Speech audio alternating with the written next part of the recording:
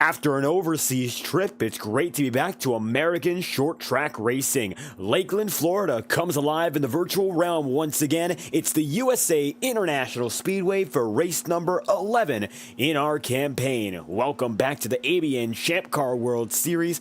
I'll be your host, producing David Kreutz, and tonight I'm alongside Olivia Hayward, ready to bring you some action for 208 laps. Pivotal point in the championship where the gap between first and second is now only 7 points. A victory tonight will be major, and with the field size, every position is going to be good. Advancing further will be that much more important. This is the Lakeland 250.61 mile circuit according to iRacing's measurements. It's a bigger short track than what we often give it credit for. Not necessarily a bull ring, instead more alike when it comes to size with tracks like Richmond and Iowa than it would be Bristol, Martinsville, or anything shorter on the iRacing platform. Drivers are taking laps right now with 7 minutes and 25 seconds left. So far, 6 drivers have hit the track of the 8 registered, and we're just getting started for an event that could turn the tide in the championship picture. We are, of course, seeing the halfway point of this championship come and go.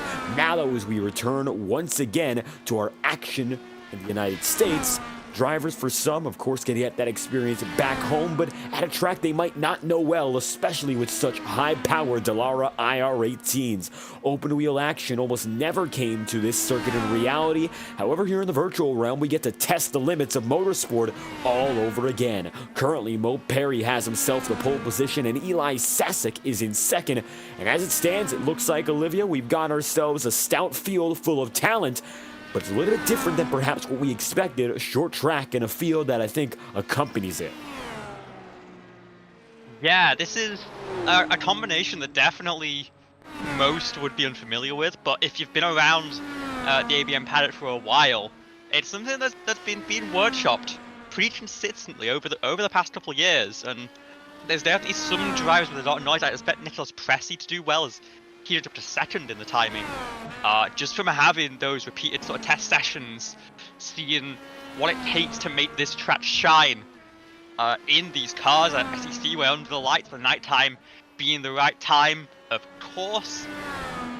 But it's definitely an interesting combination, a track that closed its doors 16 years ago at this point, with cars that first hit the track in 2018 and have kept evolving ever since. This is definitely a bit of a time warp sort of race, and I'm going to see how it goes. Lilac Zir jumps to second, actually, just 13 thousandths off her teammate of Mo Perry.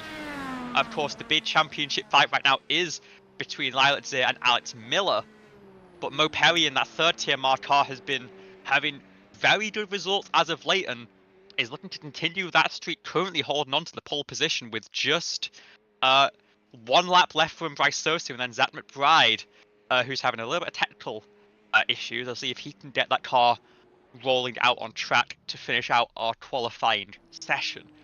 But I'm really excited to see how this is going to race. We've heard we expect something akin to a sort of New Hampshire. Of course, it'll be a little bit tighter than that because the track is just 3/4 of a mile. But, oh, that's a big red from Bryce Sosa. Doesn't look like there will be an improvement from the 07 as they have to rebuild that car awful quick heading into tonight's race. But 14 degrees of banking is higher than most tracks we have on this schedule. A lot of tracks that suit these open wheel cars are often quite low downforce. You rely on the aerodynamics to really give you that grip in the mid corner. Here, the track is going to give you a lot of helping hand. 14 degrees from bottom to top, and I think if you can get that low line hooked, it really is going to help you. You gotta be careful to stay off that very bumpy apron. A very tricky challenge indeed. And that's something that really didn't matter all too much when you think about what was actually going down in Lakeland, Florida. Short track racing on a local scale. They could handle the bumps back and forth. With these open wheel machines, not so much. Everyone besides Zach McBride has taken a lap so far in qualifying. Zach is the only driver who's holding out here. And as you mentioned, Olivia, looks like some technical difficulties beyond the sim right now for McBride. So hopefully that can get settled in. 3 minutes and 40 seconds left here in timing, and not a lot of surprises in this qualifying lineup. We had ourselves 40 minutes of practice to see who's got the pace, and I think the results speak for themselves once again. If it isn't TMR winning, it's another TMR driver winning. That's been almost the tale of most this season, and Mo Perry now looking to break through with the pole by 13 1/1000ths of a second. Very minimal difference between Perry, Lilac, and Alex Miller alike, all of which under a very tight bundle. Matter of fact, your top 6 drivers are within 7/10 of a second. The only big outlier was Carmen Sienna with only a quick time in the 17-second range. Nobody able to break into the 15, so consistency and very similar results no matter where drivers are going to be starting. I think it comes down to just who can get those extra thousands for the majority of the race. 208 laps. It's one of our largest lap counts on the season. I actually believe it comes down to being our largest, but doesn't mean it's going to be our longest race. I think it's exactly the opposite. We have so many laps because we can afford to run them quickly, and with the field size we have tonight, I think these drivers will have no worry with, of course, getting these laps in without incident, at least for the most part. Zach McBride just took to the track for the first time. Maybe now he can set a lap. Yeah, McBride with pretty decent pace in practice, sort of within the range to slot in between Sasek and Sosia. A little bit of trouble on pit exit. It's going to be very tricky pit road to get on and off, of course. Short track racing doesn't often require too much in the way of pit stops. There was an Arch Series race here in 2007 that would have definitely required a little bit more activity down there, but not as much as we expect today. There's going to be at least 2 pit stops with the field size potentially under green, and so you need to lose multiple laps as you're taking that service, but if you misjudge it on entry, you could end up in the barrels and losing a whole lot more. Zach McBride's first lap already going to put him up into 7th here, so not going to be starting dead last, but contact, and he'll have to take that one. Oh, I think he's going to pit road for good. Only about 80 seconds left in the session. There's maybe enough time to run one more quick lap with a spare car. But I think even if there's not, you want to try and get it back out and try and get your eye in a little bit. Try and shake off that mistake if possible, and not carry that onto the grid, because there's no more second chances once the pace car pulls off. That will cause a very swift end to your race here. Well, unfortunately for Zach McBride, I think that's going to end his qualifying run. Looks like not intent on getting back out on the track, which means that our qualifying grid has already been set. McBride, Carmen, Sienna are going to be 7th and 8th there on the back of the grid, and we already, by this point anyway, know from top to bottom the who's who. Everyone sets a time. It's going to be a very familiar face at the front of the field, and all veterans making it out to the track tonight. Going to be 8 drivers led by Mo Perry, and in just a few seconds we're going to line up that starting grid when everyone's together. Just to double check, do we have the graphics? That we do. We're just waiting, of course, to see these drivers. Don't want to rush into it just yet. But nevertheless, it's not going to be the biggest of fields. Got me nervous. We've got time. That's not going to be a question. So, qualifying has concluded. Mo Perry grabs the pole position. Now's the time to pull up your starting grid. But first, picks for the race. Olivia, I'll let you lead off with this one since I'm just getting my feet back into the game. How are you feeling about this race and what we've seen in the past few weeks? Who do you think is going to come out with the win?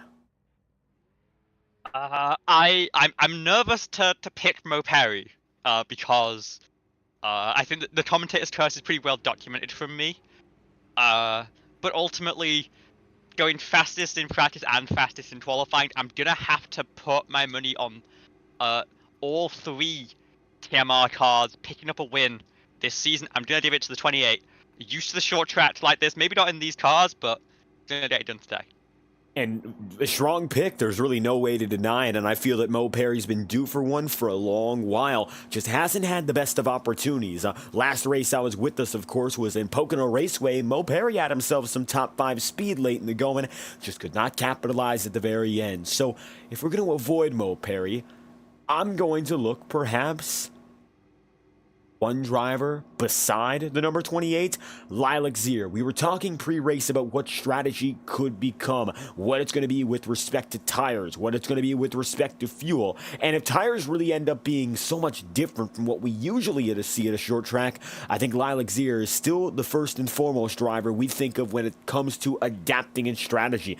Many other drivers have replicated the sort of method Lilac has now. It's become very successful anyway, but you got to remember who's the originator of all those practices. It all comes back to the 89 who has changed the game in this series when it comes to every strategic race. So now let's bring in... Yeah? If I can hop in real quick, she had a pretty strong result yesterday outside of the bounds of this series in the official fixed series with a second place finish on strategy at Atlanta. So definitely still on that same strategic form. I think if it does go that way, that's a very strong pick. And I think Lilac now is just going to be warming up. So with that being said, let's take a look at your starting grid for tonight's race. Up at the front of the field, it is going to be row 1. Mo Perry on the inside and Lilac Zier right beside TMR, first and second. Then you got third place in Nicholas Pressey, and NPM is going to be a double showing for them. Alex Miller going to be the third TMR car inside the top 4. So already total team control up in front. Then from the third row, you got 5th and sixth, Eli Sasic and Bryce Saucier. Saucier, the first independent driver that we speak of in this event. And then you go down to Zach McBride and Carmen Sienna, 7th and 8th on the starting lineup. A stout field, and while we often say there's strength in numbers, there's strength in the drivers we have tonight. In your front row, you see him now, purple and pink. TMR, Taylor Mills Racing, hoping to continue this dominant season. While the manufacturer, rather, Constructors Championship has been all throughout the season in TMR's favor. Now the drivers are beginning to battle one another on race pace. I think Mo Perry's going to be due for a race win tonight if, of course, he can just hold down the pace from practice and qualifying. iRacing Pace Car going to let the field go for the first time this season. We're down in Florida, and it's going to be Lakeland, the place to be tonight, as the USA International Speedway sees action once again. Green flags out. Mo Perry going to get a dominant charge out front. Great jump from the 28 there, immediately clearing Lilacs there, and actually forcing Nicholas Cressy into turn 1, but Lilac holds the outside nice and clean, gets through, and now Alex Miller already pressuring the 94, gets to the low side, and just like that, TMR go 1, 2, 3, Alex Miller clearing away. Does Cressy have a response in the 94? Maybe not, maybe looking to save those tyres. It could be a big factor in this race. What you can do with tyres, and especially the starting set, is going to set you up really well for the rest of the race.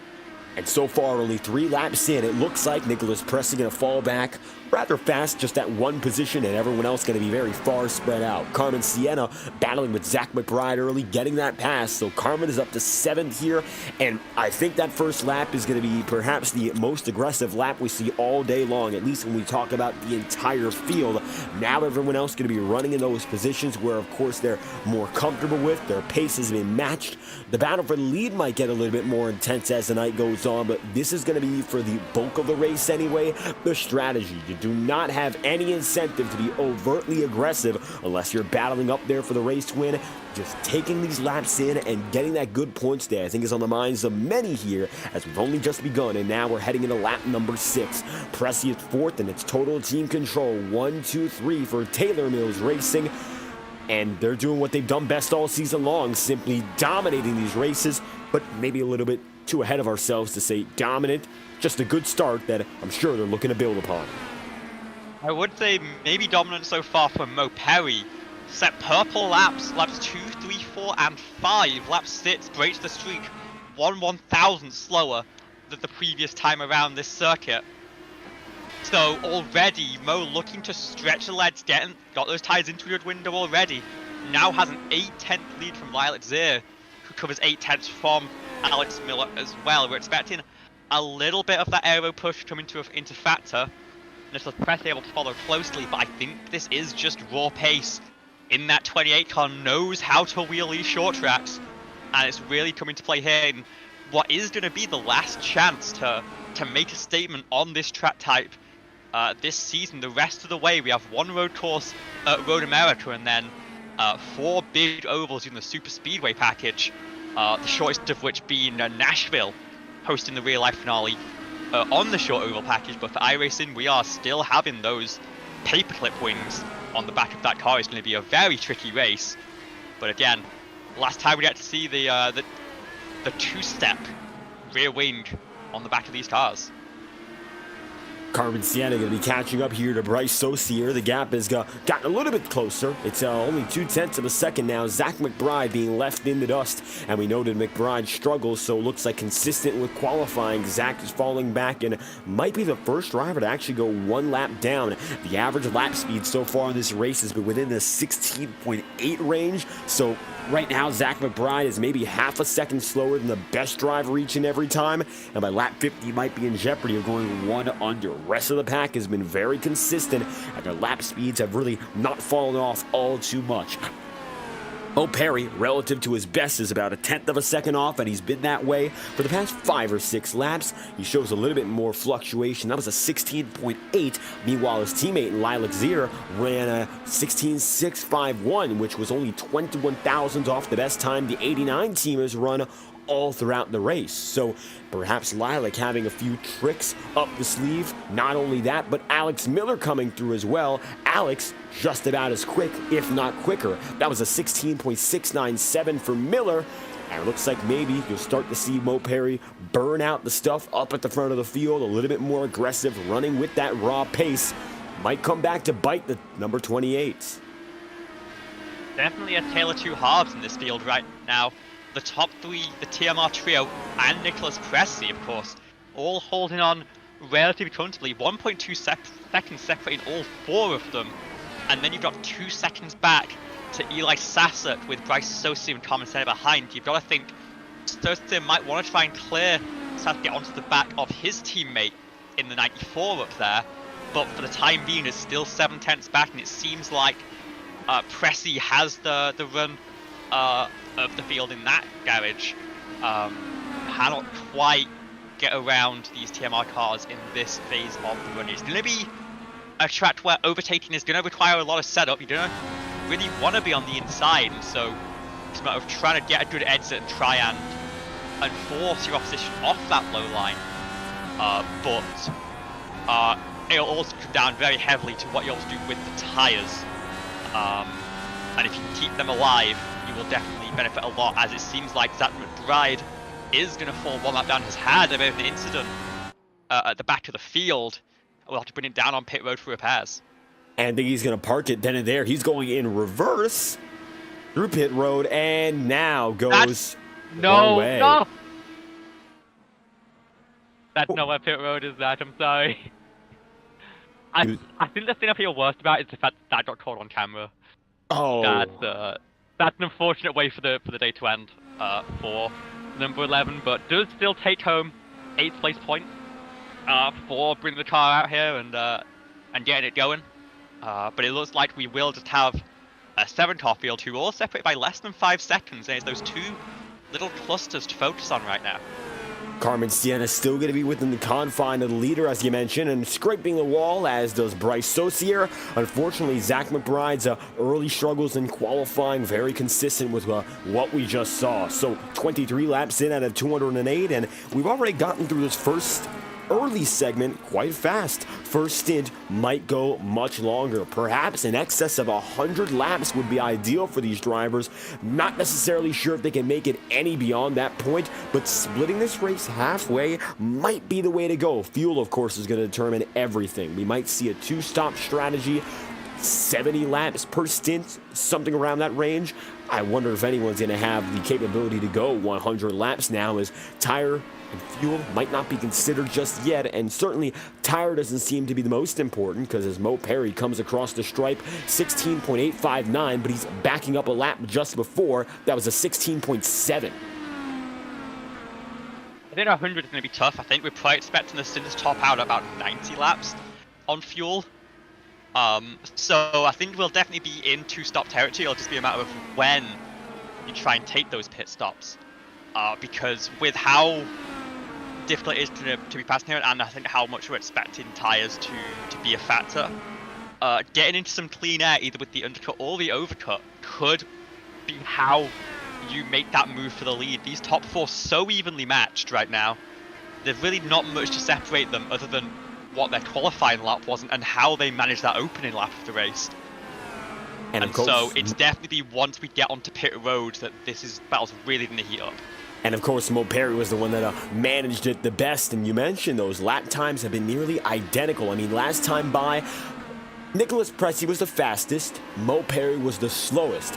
The difference between their laps, the top 4 as a whole, 21 thousandths of a second across the 4 of them. So inside of a 20,000th window, you have 4 lap times, and they've been almost the exact same lap in, lap out for some 20 plus laps. However, it looks like maybe Lilac Zier's starting to crack down on Perry. That time through was about a tenth slower, but backing up a lap again where you saw 2 tenths go from Mo Perry to Lilac Zier. So it's pretty tricky to calculate or understand the consistent gaps. Just got to watch out for every 5 or 6 laps to see who's making gains. I think Lilac, though, end over end, has the advantage.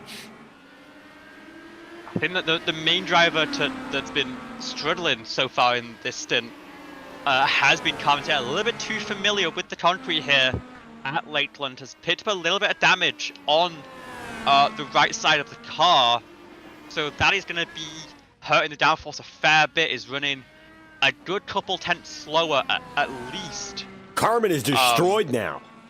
Oh! Yeah, Slamming much bigger hit that's just come through there. into the exit of turn 4. And those walls really biting. That's gonna be our field down to sit, but she's able to bring it onto pit road. Managed to find the right way this time and keeps our race green for our remaining 6 drivers who have Closing in. Eli Sasset bridging that gap quite efficiently. Our field now separated under 3 seconds, and actually Bryce Sosa and Eli Sasset currently the fastest drivers in our field last time by.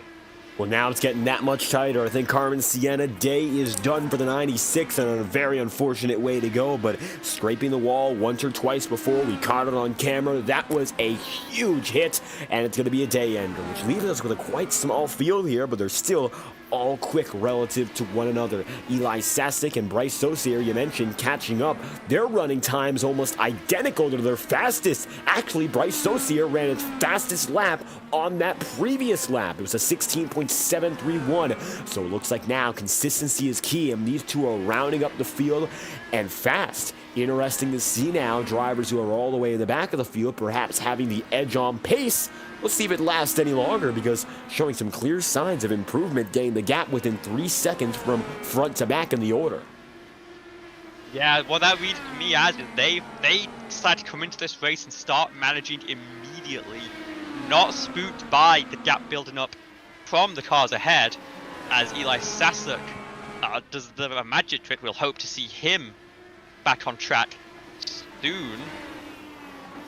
Still no sign of the number 9 car. Please don't tell me that's how we drop our field to 5. Well, Sasek is now 1 lap down. I think that's bad news for the 9 team. I mean, because Bryce was just tucked in right behind. They were working as a train together.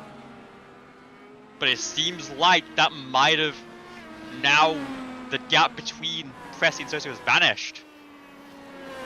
I'm sure Bryce would be happy to try and form up here, but that is disaster for Eli, who we know was on the much better tyres there, and that is gonna be connection dropped for the Ascent Racing driver. Might be able to hop back in, but will be many laps down at this point. And that's gonna So drop now our we're field down down to to 5. 5. Wow. And that's a really tough one. That's a really tough one, because he was running a great race, but let's look up front. Pressure on Mo Perry from Lilac Zir here. Side by side on the way into turn 4 for a brief second.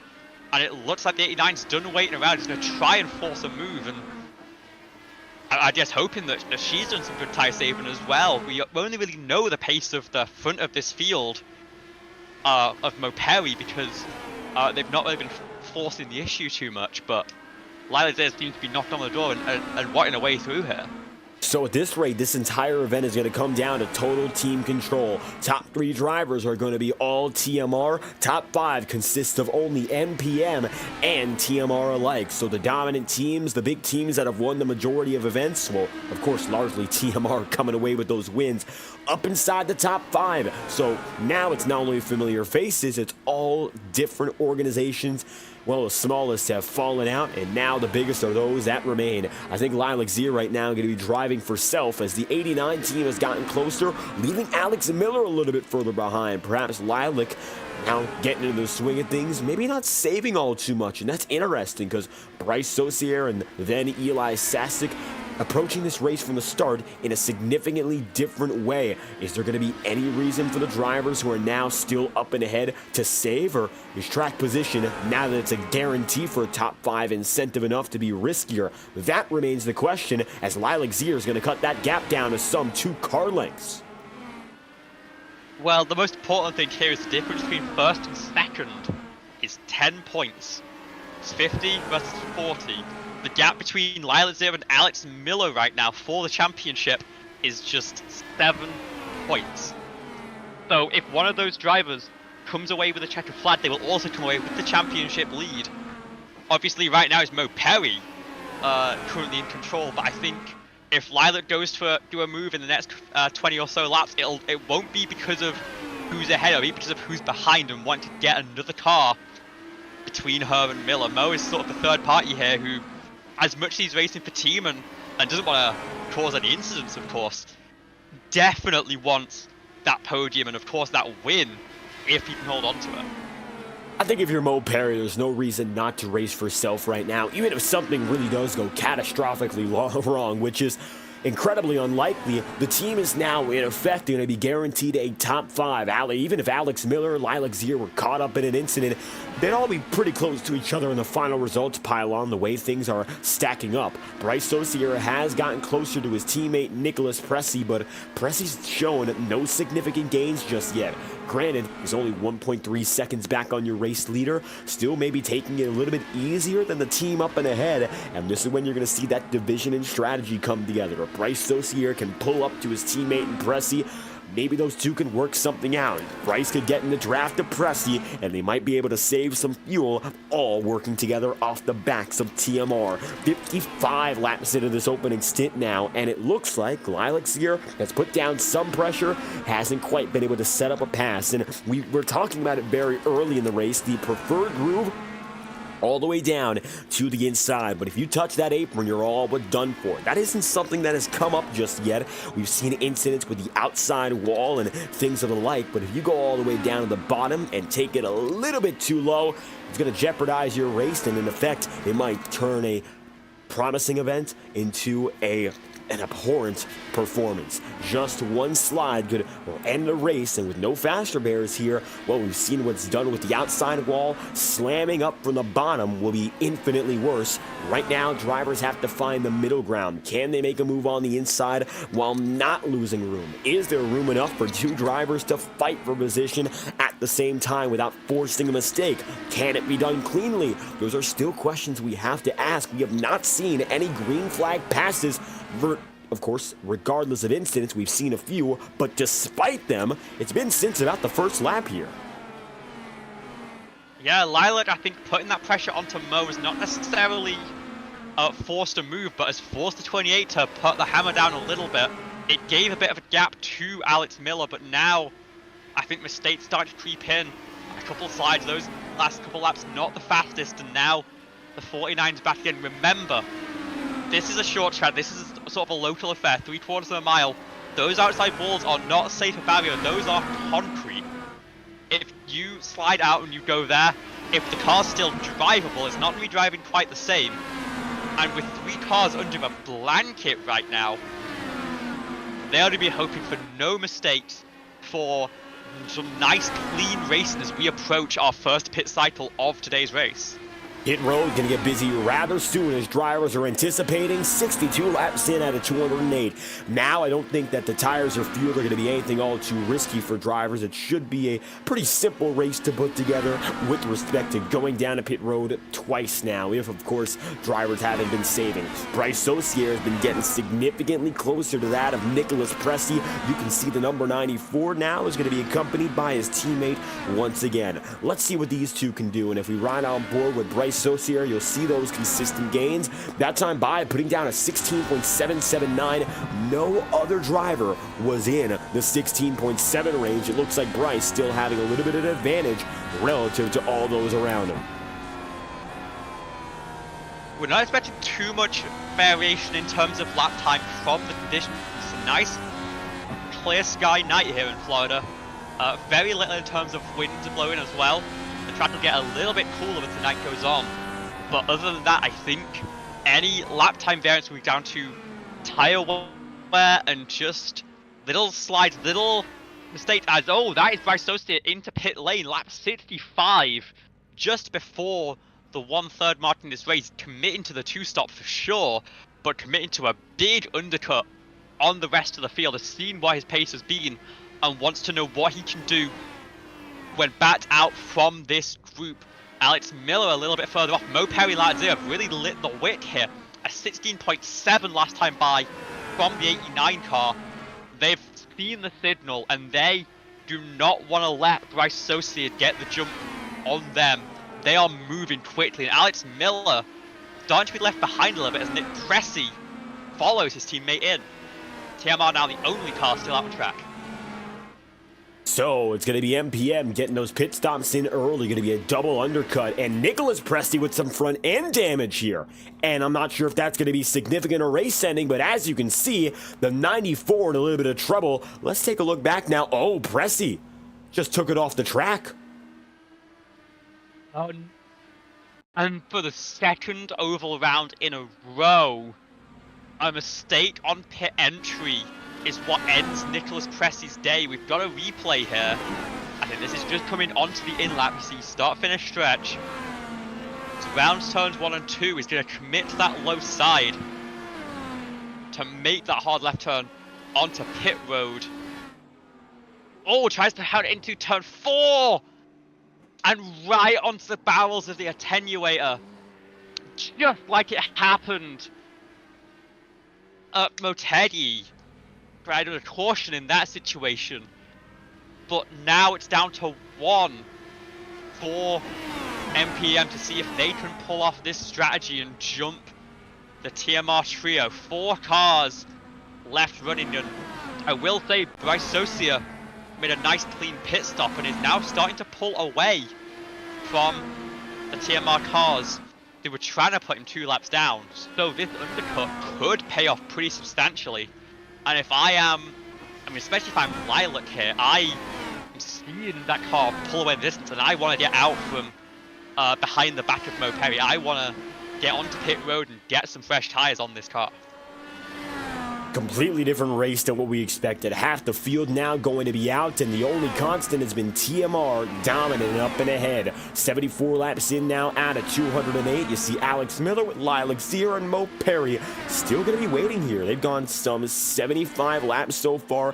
Maybe a chance for them to go up to the 80s, but we are still anticipating the 2-stopper to be the way to go. This first stint has not been without incident, but it has been without the yellow flags. Cautions have not been abundant, of course, at these ovals, but tonight, even though it's a short track, we've been able to get that clean and green racing in. I think the only thing that would really stop us is if TMR were to have a significant incident up in front. So far, while Mo Perry has been facing some pressure, he has not really had any reason to give in just yet. Passing such a difficult thing that even drivers on their own have been getting into incidents. You really don't want to try and go side by side and test the theory. Coming to 78 now out of 208. Right now, Bryce Socia is running very similar lap times to what he was doing beforehand. Tires do not seem to be important or even taken there by Bryce. Flash and go looks to be preferable as he's still putting in a very solid lap times. 16.686 that time through. Looks like this run he's going to be a little quicker, although he did just take that undercut. I think they did take some tires here, but the priority was fuel there. But Mo Perry now down on pit road. That will unleash Lilac Zir and Alex Miller. I think Perry, maybe as the lead car, ran that tank dry as we clock onto lap number 80. How much further can Lilac go? Can she start to close back into Bryce Socia and go for this overcut and pull away from Alex Miller as well?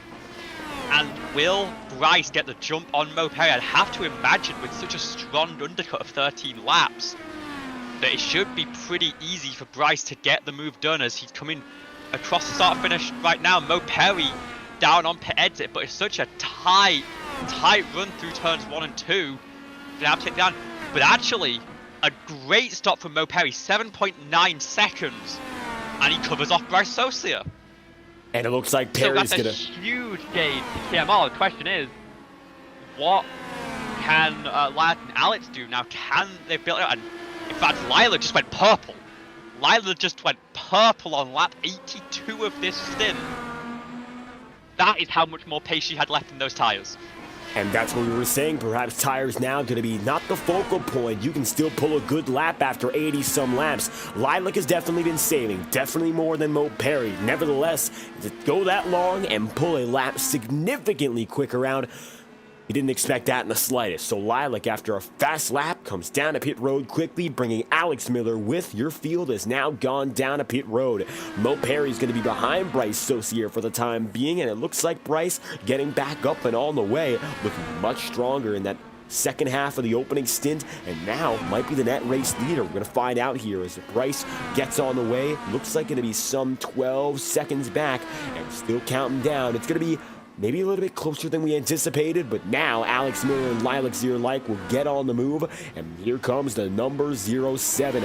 Gonna be tight, coming through turns 1 and 2 here, narrow exit, and looks like advantage right now for Saucier, second only. Lilac Zier currently has the race lead with the freshest set of tire, significantly out ahead, 1.3 seconds. But what we have seen, we saw Bryce come up behind Perry and very easily make the move. Now we're seeing Alex Miller swallowed up by Perry. Fresh tires is not the place you want to be. You want to have those tires bedded in, warmed up. These nighttime conditions to be difficult to do that, and Bryce is bringing that gap down lap by lap. Now down to 8/10, and it's a question of can Lilac hold on for long enough to get those Firestones fired up, as I think a little kiss with the concrete on the outside. Car looks to be in one piece, but that is just going to invite Bryce Saucier in little by little. The other in order, Perry did manage to get past Alex Miller there after the pit stops, those cold tires not working well for 49. And really, this is the ideal situation for Lilac Zier. Remember, 49 is her main championship contender. Gap between first and fourth place is 18 points before you take bonuses into account, and we know Mo Perry has definitely locked up the pole bonus and potentially one of the lap lead bonuses. So it'd be about what can Lilac do to respond and return fire after the dominant race that Alex had last time out the Motegi road course. But for now, Lilac Zier has managed to settle those tyres into a rhythm, is pulling back away from Bryce Saucier, and we saw how fast she was at the end of that last stint. It seems like now she's got clean air, she's not behind the 28 of Mo Perry. She is looking to stretch her legs. And almost never do we expect for those old tires to be the advantage. It looks like Bryce Saucier got within a second and has once again slowly but surely faded away. Lilac Zier up and ahead now, and the only driver who's been able to break into TMR's success is right behind. Field is spread out now by 4 seconds over the course of 4 drivers, and then you got Pressey, Sasek, Sienna, and McBride, all of which are retirees for different reasons as we're getting closer and closer to that halfway marker here in USA International. Lilac Zier is no stranger to playing this tire game well, playing the fuel game well, and you might remember the first time Lilac was able to break through and collect that checkered flag, and you remember coming down to strategy, Richmond. What a race that was, of course, and that's when it became clear to the entire field working the fuel strategy and working the pit stop game is necessary for victory. Almost a game changer it was for the entire series from this point onward. And for Taylor Mills Racing, a significant asset they've gotten, the number 89, who with the victory would be able to solidify that championship lead, a crucial point in the season, and coming back for our international trip, better late than never to lock up that top spot in the title. What's left on the campaign, no guarantees, and tonight really not a guarantee either, given how the field is gone. Yeah, I mean, this is really house money for TMR at this point. They have the top 2 in the championship, and third place, who was already a good 60 points back, day has already ended down on pit road. So no matter what, they are going to have a 2 hands on the drivers' championship, really. It's just a matter of who is going to have the advantage of those 2, and right now it's hard to say anything other than Lilac Zier is going to be in a strong position. Again, already has 3 wins on the season. Alex Miller has 2, but it's a lot more difficult to make the deficit if you're 2 wins down than if you're 1 down, and with the performance so far from Lilac, who's still pulling away from Bryce Saucier, it looks like she could reset that 2-race advantage immediately after the return from Japan. You know, you mentioned that Alex Miller has those 2 victories, and there's 3 here for Lakeland. I think it's tricky to explain it because the numbers are almost telling a different story than how I felt about the season anyway. I think there's a different feeling that comes around when we talk about Lakeland's championship chase compared to Alex Miller. And I think it comes in large part from that late season turnaround we saw in our previous campaign in Season 5. But Alex Miller definitely having a fantastic season, putting together multiple victories and breaking out. I think even though working for TMR, toe-to-toe in the championship battle, you could almost still perceive him as the underdog, the driver who might not be expected to go all the way, even if, of course, a lot is lined up so far. I think when you think about Lakeland in this season anyway, definitely from the jump expected to put up big numbers, put up strong performances, and be one of the top drivers to focus on no matter what happened. It's not necessarily something that came to us as a surprise. It's more of an expectation when you look at the, of course, racing from our season opener onwards. While NPM struck first, Taylor Mills Racing has struck harder, and Lakeland has led that charge. And I feel like right now we're proving the difference between the underdog that has kept up stride for stride and the driver who everyone now expects to be that real favorite when we come down the line, as we just passed our halfway point. We're 105 laps in of 208 here. We got 104 laps remaining, and now we're beginning to count down. And this is really the beauty of a full season championship like we have here in these open wheel cars. Alex Miller has had some fantastic performances, and even the bad weeks haven't really been too bad for the number 49 car. But what we've seen from Alex there the entire time she's been on our screens here in ABN is just metronomic consistency. She has literal decades of experience in these virtual machines, and it shows with the way she approaches every race. She's patient from the outset.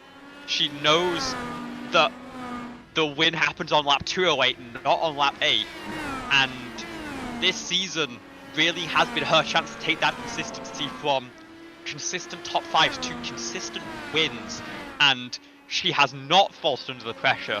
And right now, still holding a 1.1 second gap. Bryce did close in a little bit in that mid-stint, but Lakeland's there trying to keep that car at arm's reach. Has lit the wick a little bit more, a couple of 16.7s in the past couple of laps. And the gap again 1.1. Same back from Socia to Mo Perry, and Alex Miller just 6-7 tenths back. Only within 3 seconds of your race leader, but those 3 cars in the way makes all the difference, as the question now becomes, what do we do for our second and what we expect to be our last pit cycle of the race? Bryce Socia will surely be the first one to open that door, but it's still going to be a solid 20-30 laps before that call is made. But once that happens, it will immediately light the flame for that final cycle, because we saw that the overcut was powerful, but that you then had to be able to defend on those cold tyres. We'll see what Bryce tries to do and how TMR respond. And crucially, what does Alex Miller do differently to try and jump back up the order and mitigate the points loss that's currently happening with Lila Zay leading the way? I've got to wonder if anything else can be done here. Alex Miller has been able to close the gap by some half a second over the past 30 laps. Really nothing all too major, but he's gotten closer to Mo Perry once again. And it's interesting to see now that the draft isn't really in full effect. We didn't get that equal start. Now, drivers who are fending off by their own means, we're starting to see who really has it. The initial start gave us the chance to keep everyone in the draft, but it's not all too friendly now when drivers have different strategies and have to go in around each other at different times. And you're starting to see the survival of the fittest mentality when it comes to pit entry, pit exit, and who can maximize speed in every situation, no matter how tricky it is. And now, when the draft is going to be taken away from you, when the leader is more than a second out from the onset, most drivers, as we've seen tonight, have not been able to adapt. I think, honestly, you could switch drivers' positions right now, and the trends would remain the exact same. That's how evenly matched they were in the first stint. I think there's reason to believe that's exactly how it would be once again. If it was Lilac 0 in 4th and Alex Miller in the 1st position, I think the same thing would be happening. It just comes down to how they negotiate through strategy more than anything else. Raw pace is out of the question now because race pace, well, it changes time and time again.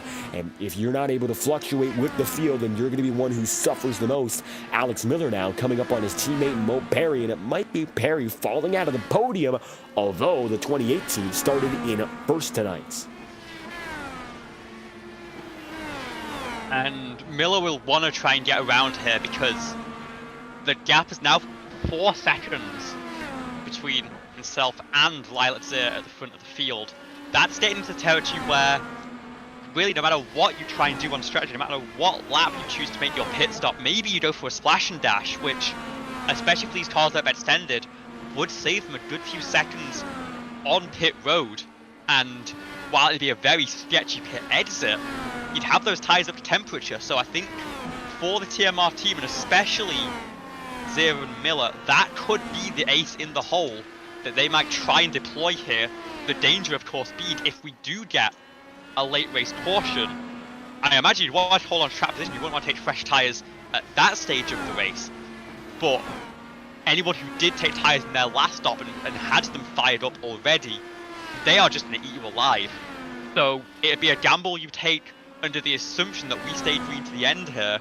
And I'm curious whether any of them are bold enough to take that risk and jump on a fuel-only stop in the second phase of the race. But Bryce Socia, 58 laps into his second stint of the race, we saw the pit stop just on lap 65.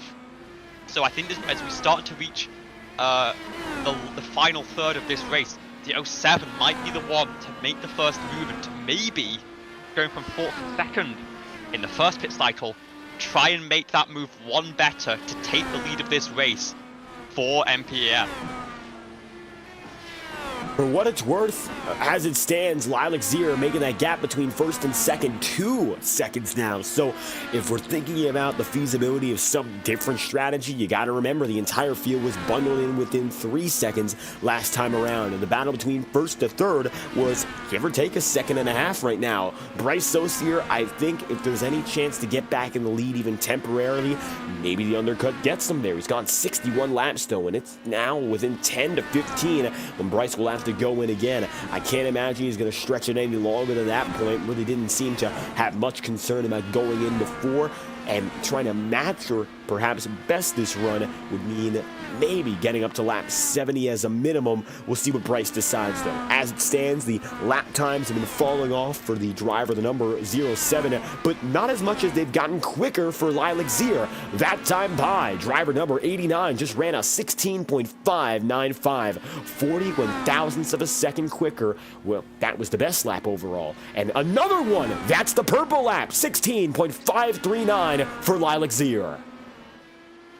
I'm not sure if she's trying to save tyre for that splash and dash, because that is a statement lap. Has put Bryce Socia 2.7 seconds back. Another purple lap, 2 thousandths quicker. And this 89 car is on a charge right now. She wants there to be no doubts in what happens in this final pit cycle. Wants to have that buffer to maybe take it a little safer on entry, try and avoid any calamities. And Bryce Socia has seen enough. Is going to pull down onto pit road this time by for the final stop of the race. And we'll see what the crew does. Do they bolt a fresh set of Firestones onto that car, or do they keep the warm tyres, the glowing brake pads in fact, on that pit entry, and see what they can do with just fuel in this final stop? And a bright orange at that, you mentioned it. The brake pad's going to be all worn up for Bryce Socia. Early pit stop. Again, a 67-lap stint here, so cutting it very close as Bryce goes in once more. Lilac putting up some red-hot laps in her own right, but going to simmer down back to earth. Last time through was a 16.8. That was a 570, so I'm going to have to eat my words there. Lilac again going to put up a scorching lap time, and now we got to wonder how much... Perry responds. And Perry got 508. 508. So again, Bryce Socia blinks, goes onto pit road, and the TMR trio decides that they are not going to let him get away with anything. Lila's going to try and put the 07 2 laps down, and that's not something Bryce interested in at all. Wants to try and get those tyres fired up, and then start to pull a gap again. But right now, Lila is going to get a little bit held up by Bryce on these colder tyres. Lila down to the inside once again, doesn't want to put the race at risk. And this just inviting Mo Perry back in, who is still running lightning fast 16.5s on these old tyres. Alex Miller back within 5 seconds. But the fact Mo Perry is the main threat right now for Lilac there. And of course that 07 up ahead, fighting to stay within a lap of our leaders. This just got much more interesting because it's gone from a race to a hot lap competition. 16.56 again for Mo Perry. And in the past 10 laps, we've seen 3 purple laps traded back and forth from Lilac Zier to Mo Perry alike. Now it's a true competition. 16.5 again. And Mo's coming in hot here all of a sudden. We mentioned that Perry dropping back almost out of the podium even though he was the pole sitter. Well, now things are changing. Gap is going to be within 2.2 seconds here. Let's see if Mo can keep this up because Lilac Zier is going to strike back with a 16.601, and it looks like now it's going to be back and forth responses between the TMR crew. 141 laps in, and we're starting to see these drivers getting themselves set up for a triple podium. 1, 2, 3 for TMR. Their sights are set in a clean sweep as Alex Miller now is going to be heading down to pit road. Crucially for Lilac Zier, Bryce has got those tyres fired up, setting some 16.5s of his own. Going to start to pull away a little bit, and that is good news for the 89, who's ultimately racing Mo Perry behind right now, and wants that clean air to run into. Mo Perry still looking to strike on that little bit of traffic for Lilac, but we'll see where Alex Miller comes out, and will Lilac be able to clear? Yes, no such drama through this cycle for Lilac. Mo Perry might actually be the one who has to navigate the lapped traffic, so that can the advantage back to Zier here, and ultimately the danger's covered off from Miller here, who's like 2 laps down. Lilac and Mo should be able to play it in the, well, Lilac should be able to play in the pit stop. The question is, can Lilac both stay ahead of Bryce, who is starting to again light the wick on those warmed up tyres, those warmed up and fresher tyres, while also fending off the challenge from Mo Perry behind, who they have still yet to make their pit stops at the end of this race. So 2 drivers left to come down and in here, and for Alex Miller was a significantly early pit stop. It only was about a 56 lap stint for Alex, who stayed out the longest previously, going to decide to cut things very short this time by. We're not even at lap 150 yet, and half of the remaining field has come down to pit road, and it looks like now 3/4. Mo Perry will drop down low as well. 67 lap run for Perry. That will leave Lilac Zier out, the last driver to take a chance here and stay on the circuit. So Mo Perry is going to drop down. Lilac Zier will remain your race leader, and we'll see where Mo Perry cycles out relative to the rest of the pack. First and foremost, Bryce Socia coming up, but I don't believe Bryce will have enough to immediately catch up to Mo, if he can even do it. And Lilac Zier's down, responding to that pit stop from Mo Perry. Does not want a chance for a big undercut from the 28 car. And now that is our pit stop complete. Mo Perry did take 4 tyres there, so the 7.9 second stop, so great work from the 28 crew there. Let's see what Lilac Zier does. Is she going to go with the curveball strategy? No, he's going to take 4 tyres as well. We'll see how good the stop can be. And can she stay ahead of Mo Perry, who has cleared Bryce Socia, but again has to warm those tyres up. Is currently 0.6 of a second behind. Lilac Zier is off and rolling and at the blue cone. Mo Perry speeds her the entire way down the straightaway. 2.5 seconds your gap currently. That should be a buffer to let the 89 warm those tyres up once again, as Mo Perry is looking further back right now to Bryce Socia. And a remarkably similar gap from what we saw before this run got, of course, down to pit road and then after. So pit road should be all but done for tonight. We've seen strategy play out, and up next are the final 60-some laps, 151 laps in out of 208. It's been a rapid flying one, and now we have to figure out who's got the race pace. Perry has been able to drop it by 0.7 of a second. The gap is now 1.5, and even going further down to the 1.4s as Mo is putting down blistering laps consecutively. But now Lilac had 2 flying laps out of the pit lane. Those Firestones are going to be starting to breathe a little bit. They're going to be starting to open up and flex the way that you need coming through these tight corners. And a 16.7 is just what the doctor ordered for Lilac there. Mo Perry still getting close, but it's not going to be close enough. Those tyres continuing to get better and better through these opening few laps, and for Lilac we saw can get better and better all the way to the checkered flag. But currently the gap's 1.2 seconds, less than 4 seconds separated our entire field still after 2 full green flag pit cycles. A great showing from these drivers, but ultimately it's about what can Mo Perry do. Can he close the gap up? What is his fastest pace that he has? And Violet Zero with a 16.5 is going to try and fend off that charge nice and smoothly. We are officially 3/4 of the way through this affair as Lilac passes the flag stand. And with it, a 16.574. It's not quite the fastest lap of the race, but it's within 1/10 of it. And that will do a lot to stem the charge from Mo Perry and start to build that gap down 1.2 seconds. As we start to settle back into a rhythm coming out of that pit cycle. 50 laps to go. Can anyone do anything to stop Lilac Zir? Can Alex Miller make this a TMR 1-2-3? Only time will tell. And right now, it looks like Mo Perry being consistently outclassed in lap times, but one thing's for certain, that Lilac Zero has been a little bit more prone to fluctuation. Mo Perry's put in 16 sixes each and every lap. While not faster for those most recent 5, Lilac once again going to falter with a 16.8 second lap. Meanwhile, Perry's coming through again, 16.681.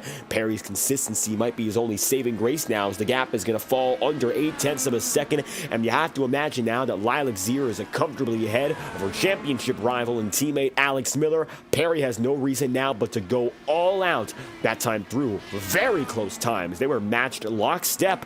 Perry was 5/1000ths of a second faster. So if Mo Perry wants to go out there and win, these are the laps that are going to prove it. He has to continue charging, getting closer and closer to Lilac Zir, and maybe cutting a few tenths. Fast time there for Mo Perry, 5.54, recalculated to a 16.569 compared to Lilac Zir's 16.609. Differences are so minimal now, you really can't tell who's got the overall advantage, and I think time will indeed tell, Olivia. This comes down to the pace in 30 laps time, not what we're seeing right now. And more than that, with the difference being this close between these two drivers, what is Mo Perry to be able to do to force an error from Lilac ahead to try and open up that opportunity to make a move? Which is a short track. Catching's one thing, passing another. You can't really give the bumper. You might be able to in most machines around here, but that's not how these cars race. But Mo Perry is here. 4/10 between them. 4/10 in the battle for third as well. Lilac Zir really struggling in the past couple laps to keep those tyres underneath her. And now Mo Perry is asking the question of, can you stay focused on the track ahead, or are you going to get distracted by the car behind? And are you going to give me an opportunity to take this race win that I've been looking for all season long? Gap is going to be 1/4 of a second this time by Mo Perry. Has made the moves and now has to put in the work. Meanwhile, in the back of the field, you got that battle for third, which is still going to be Alex Miller and Bryce Saucier. We'll see how much closer that gets before we put our attention there. Leaders are getting tighter and tighter. Can Mo Perry continue to make up that distance? Well, it looks like there's only so little to go. Alex Miller is now significantly quicker than Bryce Saucier lap over lap. Another 1/10 of a second pulled back there for the number 49. Bryce has got to be looking out out the rear view now and understanding the number 49 of Alex Miller. He is there, and he will not leave. Unless he makes a mistake here, Bryce has to figure out a way to defend. It's a narrow track. There's only one preferred groove. He has to continue beating Miller into the corners. That's about the best thing he can do right now, because with Alex Miller getting closer and closer, only time will tell until that mistake is forced. Haven't seen a lot of green flag passing yet. That's been the one problem every driver has faced, but now every position is up for grabs. And we might see a complete swap in this battle and the one ahead to determine who comes out with a victory and who ends up going home empty-handed. Lilac missed the low groove in 3 and 4 that last time by, is struggling to keep the car hooked up. It's just giving Mo Perry opportunities. It truly is incredible, the quality of these drivers, that we've got 4 cars left running on the track and we cannot keep track of everything that's happening.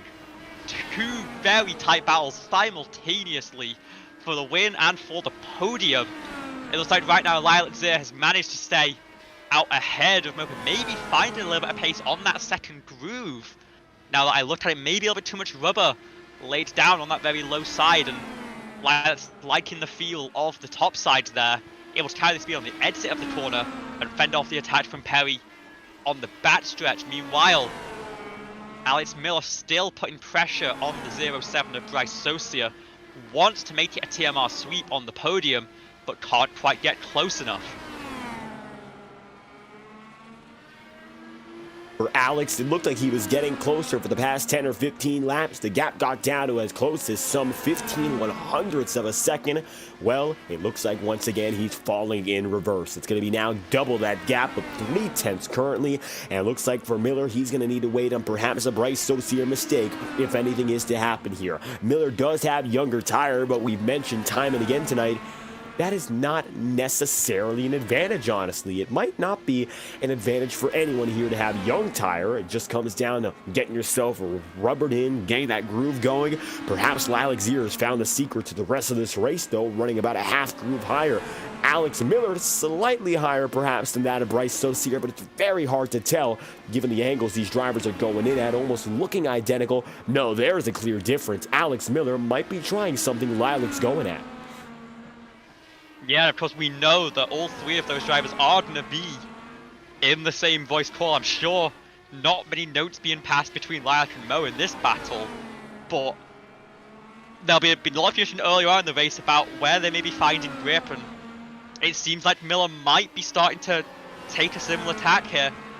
Some of it is to be trying to get some clean air from behind Bryce. Again, it's a little bit different being the trailing car than it is being that lead car. Maybe Lilac knows that top side can be an advantage further behind us, trying to deny the air to Mo Perry on that groove. The gap is still 3/10. They're very much at battle stations, but we've not seen any sign that Mo Perry is able to take that jump and make an attempt at the pass as we are reaching our final 30 laps of the race. And maybe now Lilac has a little bit more left in the tank of those Firestones, and he's going to start to pull out again. 4/10, the gap of 16.5 last time by. The question is, can she hit that consistently? She goes right down to the yellow line there, finding grip all up and down the race at 16.6. And once again, looking for that very bottom apron. But maybe the groove moved up, maybe it's moved back down. Maybe it's just difficult to find that consistency. Well, I'm sure we'll get a chance to ask in a few laps' time, but as it stands, gap is 4/10 at the front of the field, and although the pace has dropped off a little bit, Mo Perry doesn't seem to have a response. 183 laps in, and if Mo Perry had a response, I'm sure he gave it out some 25 laps ago. Overall, 10th over 10th in the last 30 laps. I think he's lost 2 or 3. Perry got so much closer than we anticipated, but now maybe just falling back. He's going to slide up high. That looked like an unforced error. Going to cost him having a quarter of a second in just one go-around. Meanwhile, Alex Miller has gotten tighter to Bryce Socia once again. Gap is within 2/10 of a second. I think Miller, using that strategy perhaps from his teammates up and ahead, is beginning to put some pace down. Bryce Socia is alone. Nicholas Pressey going to bow out quick, and that's going to give the 07 really no assistance here. Cressy fell down 118 laps ago. And now for Bryce, trying to hold it down for NPM to get them another podium. Nothing more than he can do right now, but of course, trust his instincts here as a driver. And so far, that hasn't led him in the wrong direction, but he's not ready for what's yet to come if Alex Miller decides to go for anything further. I think what we've seen from Lila Zir here is she's now pulled out about half a second lead. It's a little bit of bend don't break defense for anyone who thinks in the sort of gridiron sense. She let Mo Perry get close at the start of that stint, but the dirty air just means that setting up a move wasn't too easy. She managed to hold off the attack and now has saved up her tires, set a 555 last time by, 16.555. And it's starting to step up to 8/10 now, so it seems like she'd like to keep her rivals close at the start of that stint. But let's look back at this battle between Bryce Socio and Alex Miller, because that is not going that way in the slightest. Alex Miller sniffing at every opportunity, looks to the high side to try and get a move, looks for the run on the exit, but cannot quite get it done just yet. But the 49 wants this and forces the 07 to the top. Still nothing done. Mo Perry starting to respond in the battle for lead as well, though. We need to keep our eyes on both ends of the racetrack right now. Alex Miller looking like a huge threat. There's another side by side, but Bryce could get the run off the corner. They're going to stay side by side, not quite. But Miller's going to have the dive once again. Going to force Bryce up, and there's a little bit of contact between the two. That's some short track racing right there. And Alex Miller going to try and clear. No love lost between these two very clearly. And what a fantastic battle we have to finish out this race. Big run from Bryce Socio on the top side. Neither driver leaving each other an inch more than is necessary. And they're going to be side by side once again, coming over the stripe. And I think there's a good chance this could lead to tears for one or both of these drivers very soon. Side pod to side pod still. And it looks like Alex Miller with a good run, but still that run on the high side powerful for Bryce Socio. There's no chance they get to the cars ahead at this point. They know that. They are fighting for everything they can for the point. They've been side by side for about 5 laps now, David. Unbelievable. We didn't even know if there was enough room for two drivers to go side by side. Contact again. They'll still stay with each other. Alex Miller doing a wonderful job to try to get by. Bryce Socio is still fighting. Perfect run off the corner again there for Bryce out of 2. That's going to keep him exactly where he needs to be. While Mo Perry fades back, Bryce Socio defends. Almost getting a little bit more of that quarter panel contact. Nose to tail, no longer. Still side by side. Alex Miller keeping it on the bottom and giving almost no room to Bryce Socio. The amount of room he's giving, just enough. Up the track, Socio goes. That ends the battle with force. Alex Miller's P3. Bruised cars, maybe some bruised egos coming out of that one. 10 laps to go. I'm sure Bryce is not going to give up on the fight that he's doing. Wants to get back onto the 49 very soon indeed. But as this has happened, Lilac Zir and Mo Perry stretched out a 9-second lead, are now half a lap ahead or more from these two. And Lilac defending a nice comfortable 7/10 gap. Not in any way expecting the same sort of fight between two teammates at the front of the field. But we saw maybe that's what it takes to get a move done here. The 49 now up to 3rd, I'm sure. Not without dispute from the 07 after the race here.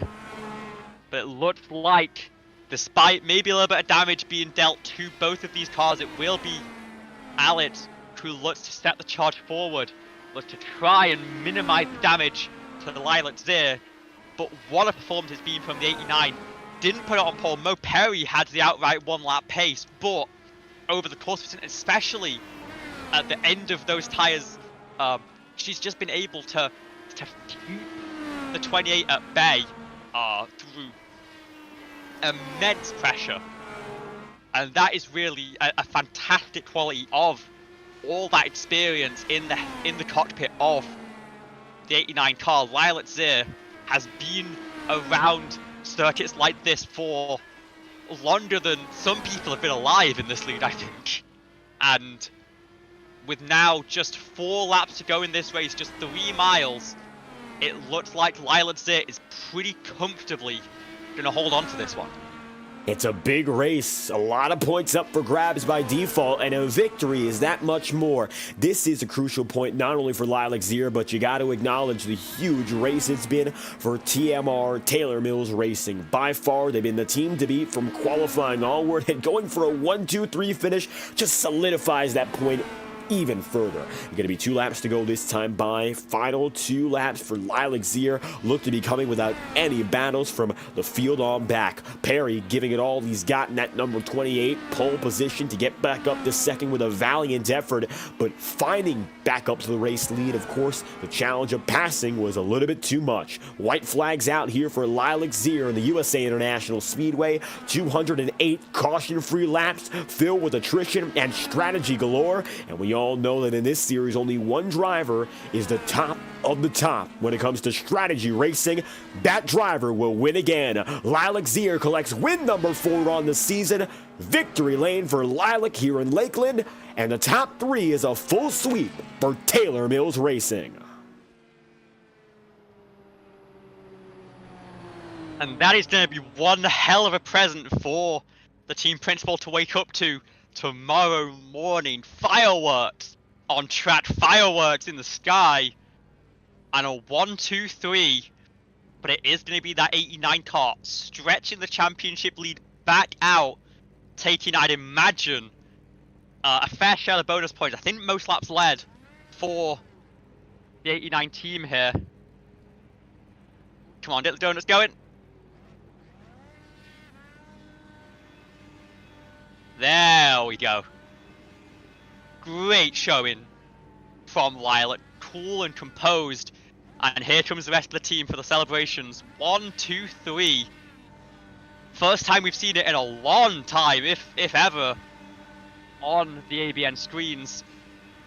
And who else would it be but Taylor Mills Racing, to the strong force all season long. And Mo Perry finally gets that podium done and gets it done with a 2nd place finish. I'm sure that'll be very sweet. I'd love to talk to him in a little bit. But I think I want to also hear from Lilac Zir, who isn't quite done celebrating yet. We'll have to wait a little bit longer.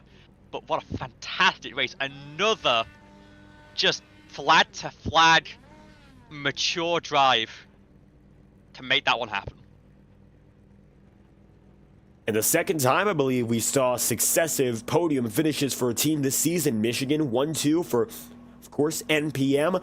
But again, Taylor Mills Racing proving consistency and strength in numbers. Checkered flag and a fly, so let's briefly, of course, look at those race results. Not too many to speak of. 4 drivers get to the finish. That's going to be Lilac Zir, Mo Perry, Alex Miller for Taylor Mills Racing. Then Bryce Saucier and Nicholas Pressey conclude the top 5 for NPM. Eli Sasek in 6th, Carmen Sienna 7th, and Zach McBride in position number 8. Not too many drivers to speak of, but those that stuck around gave us a wonderful event to look back on. Let's talk first to your race winner in Lilac Zir, 130 laps led, and we're going to get your race winner now in the broadcast booth with us, and welcoming back for the 4th time, Lilac Zir as a race winner. What a race it was here in Lakeland. Hello. Well, now, of course, getting another victory here. Short track racing has come to you pretty well in the past 2 seasons, and didn't start from the pole tonight, but strategy seems to have once again been a strong suit. Yeah, I mean, gosh, I don't know what to say. Mo did a great job putting on pole, and we saw in practice that Mo had really good qualifying pace. So I was concerned that I wouldn't be able to get by, and it was really hard to pass, obviously. So yeah, I was just kind of like playing the strategy angle, hoping that if I went long on the fuel that I could, make up some time in clean air after Mo's pit stop, and that kind of worked out. And then there was some other stuff where Saucier undercut my teammates, so I was trying to give them strategy tips, and because we really wanted that 1-2-3, and I was just like really nervous that last run. I don't know why, but I was kind of losing pace there. I couldn't go as fast as I wanted to in that last run, and Mo found the extra pace and was right up on me. So it was intense in the car, even if it didn't seem like a tight battle, because as much as we're teammates, we all still want to win, and they were both going for it, and honestly, that's the only bittersweet thing about a multi-car team, is that we can't all win at once, But I really feel like Mo's getting close, and hopefully get there soon. And I know Alex is frustrated too at the amount of difficulty he was having with this track, but he still pulled out the third place and didn't crash, which some other people had trouble with. This track might be like our Darlington, I guess. It's the track too tough to tame. So yeah, I hope we somehow put on a good show still, and well, hopefully we'll see a lot of people at Auto Club, because that's a really cool track, and I wish they didn't tear it down. Well, you mentioned it, multi-car team 1-2-3 once again, and it looks like the effort that Taylor Mills Racing has put into preparation for each and every week once again pays off to the fullest. How was it for you and the entire team getting ready for this race and eventually overcoming some maybe struggles in practice? Yeah, I mean, we were at various points in time in our practicing, we all were like struggling and thought maybe we were going to crash. I spun out so many times in practice. I was really worried. If it was a hot, slick track, I probably would have crashed. It was really, really, really tricky in one of the sessions we did.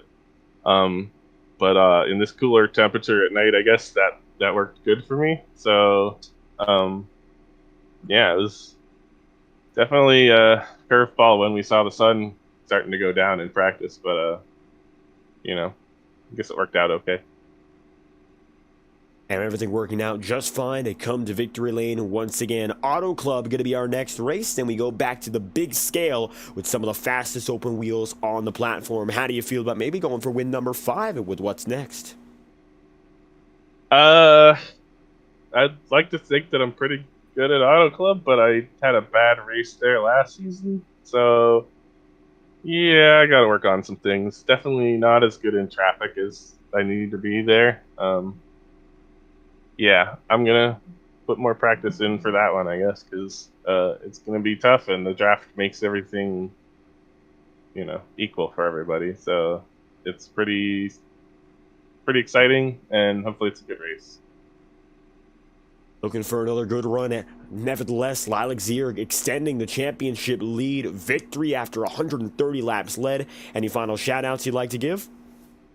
Yeah, shout out to Taylor, who may or may not be asleep by now, but she put on hosting sessions for us, and always has advice and tips for us, and is really supportive of us. And shout out to Mo and Alex for being great teammates, and we all worked well together there, and really think that all of us could have wins by the end of the season. And Lilac Zier finding victory lane once again, dominant in the Lakeland 250. Thank you again for your time. Thank you. And up next, we got second and third, same team, different drivers, Olivia. Now it's time to go downstairs and figure out what's going on for your remaining podium sitters. Mo, it is great to finally talk to you. Second place here tonight in Woo! Lakeland. Pole position and really a fantastic drive from start to finish. What is it about this track that just seemed to gel with you? From what I could tell, this is just probably the closest combo we've ever done to making it feel like a stock car, which I mostly just do stock car stuff on iRacing. This is my weird league of the week.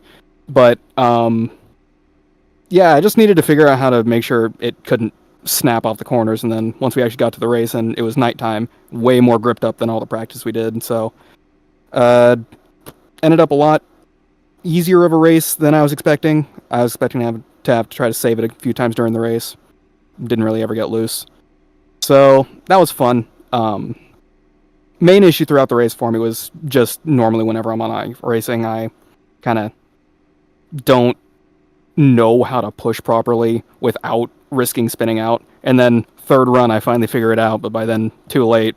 Dirty air, I couldn't get past Lilac. But that was a fun race. And I mean, it really was sort of a standout showing, not just for you, but for the team as a whole. 1, 2, 3 coming to the checkered flag, and really close fought battles all throughout that field, as thin as it might have been. Really had to work for that one. Do you think there really was anything you could have done on the strategy side to maybe switch up the order of that a little bit? Strategy-wise, I don't really think I could have done anything differently in order to beat either, well, I guess Lilac as I finished P2. But anyway, strategy-wise, I don't really think there was much I could do. I just need to work on getting into pit lane a little bit faster because I went from, first going into the pits to then being last. Though I think part of that might have been the pushing issue because right after I got out from in front of Lilac on the first run, she immediately went and set the fastest lap of the race. So, strategy-wise, I don't really think I could have done anything, but live and learn. So now you've got the podium under your belt, got 1 week off to celebrate, but then into our final stretch of the season, of course, going road course racing in Wisconsin in a couple weeks' time. But 4 big tracks: Auto Club, Nashville, Indianapolis, and then Kentucky to round out the season. Which of those take your fancy to maybe go that one better and go for your first win in this campaign? I'd say definitely Auto Club because that's where I had my best race last season up until I ended up having to do a little Tokyo drifting in 3 and 4 with like 15 to go. But I've always been really, really good at Auto Club no matter what the car. So really, really looking forward to it. Not as much the road courses just because I've never been great at turning right. But the other ovals, I feel like I'll do pretty decently at those as well. It's just Auto Club's really going to be that one that I'm looking forward to. Well, we will look forward to seeing you there in a couple weeks' time. But before you go, anyone want to thank? Shout out. The floor's yours. Well, probably the first and foremost, just Taylor Mills, providing fantastic race cars for all of us. And then Lilac and Alex, obviously, because, hey, strategy stuff, practice. It was great. Really helped prepare for the race. So, yeah, that'll be about it. Thank you for joining us, and once again, congratulations on your second place finish tonight. Thanks. And Alex, Olivia. rounding out the TMR 1, 2, 3. How's it going? I'm kind of tired after spending an hour of my life racing that. Whatever you want to call that, if you want to call it a race. I mean, it certainly looked like a race in those final 20 laps. Side by side with Bryce Sosia for what felt like minutes. Finally managed to get the move done. Just talk us through that battle, how you were trying to set it up, and then once you're in that lockstep, what really was your aim to try and get that advantage corner after corner? At first I was keeping it clean, but he was definitely not giving me enough very much space. So then on the exit of turn 4 on a lap, I may have accidentally not given him enough space. I definitely hate that I ended up walling him because it definitely wasn't what I was trying to do. We just kind of met and then he hit the wall, so I feel bad to get a podium that way, but all in all, it was a fun battle while it lasted between us. I had some little bumps and rubbing wheels a bit. It was pretty interesting. Yeah, definitely much more akin to the short track racing we normally see at this track, and much less the open wheels that we brought today. But obviously, championship battle is a huge talking point due to the end of the season. That overtake definitely mitigating the damage, but it is going to put Lilac a good 20 or so points to the good heading into the final 5 rounds. Keith in now. Short tracks are out of the way. We've got one more road course, but 4 big ovals to head out the campaign as well. How are you liking your chances in that final stretch to maybe try and turn the tide and take the fight back to the 89 crew? Really, at this point, I feel like, funnily enough, for the guy who wasn't going to do road courses this season, Road America is probably my best chance to make up some points. So I'll definitely start grinding that a bit and getting some practice in, especially with this off week next week. But even then, Fontana's next, and that's where I got my first podium in this league. So that's one I'm looking forward to. Indianapolis last season, I had pace, and I've learned so much about this car since then. So I definitely think I'll have pace there too. And then Nashville and Kentucky, both I haven't raced at in this car. So I guess we'll just see what happens. Well, it's certainly going to be one hell of a finish to this campaign. Of course, before you go, anything else you want to say? Anyone want to shout out, say thank you to? The mic's yours. Yeah, of course, as always, thanks to Taylor for bringing me to this team and giving me the chance to learn like I've never been able to before. Thanks to Lilac and Mo for being fun to hang out with and race with and talk and just kind of talk the crap during this race where nothing happened. Thanks to Carmen and everyone who puts on this league. And thanks iRacing for giving us a platform to race on. Thank you for joining us. 1, 2, 3 finish for TMR. Congratulations, Alex Bill, on your podium. Yeah, fitting it happens the week Taylor's not here, isn't it? Yeah, you have a hell of a thing to wake up to. Thank you.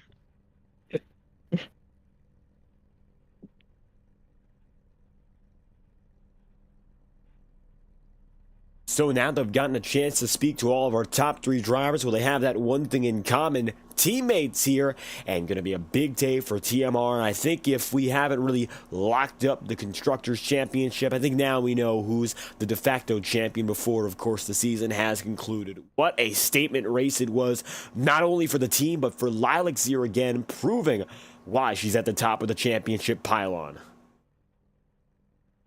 Again, it's just consistency, having that confidence over the long run to put the car to the absolute limit. Again, we talked about concrete walls not forgiving here, so it takes a lot of bravery to put your car out there, but a great showing from Lout should extend the championship gap to, I think, about 23 points heading into the final few rounds, maybe 25. We'll have to get confirmation of that from Carmen, of course. But now it's 5 races to the finish. We're going to have to start doing commentator maths, which is always a little bit terrifying as drop weeks start to come into play. But we'll worry about that in a couple of weeks' time, because you know, week off here and then come back out and get those engines ready, because it is going to be high speed all the way to the checkered flag at Kentucky to finish out our Season 6 campaign. I cannot wait. Getting very close now to the final leg of the tour coming into fruition, and it's great to head into the fall and winter months with the action of the ABN Champ Car World Series. From the virtual USA International Raceway, I've been David Kreutz producing alongside your host here, Olivia Hayward, and the action has been incredible tonight. Taylor Mills racing 1, 2, 3, and Lilac Zier once again coming away with her 4th win of the season. We can't have, of course, a lot of time until we go back to Auto Club, and we can't wait until we're there again. 2 weeks until we go back racing on Wednesday night, same time, same place. So if you enjoyed, make sure to subscribe to ABN Studios and keep yourself posted with all of our social media links on the right side of your screen. Check them out and stay up to date with all ABN series, both the Champ Car World Series and beyond. Thank you for tuning in tonight. We hope to have you back next week and can't wait to return to the track. Congratulations again to Lilac Zier, winning her 4th race of the campaign.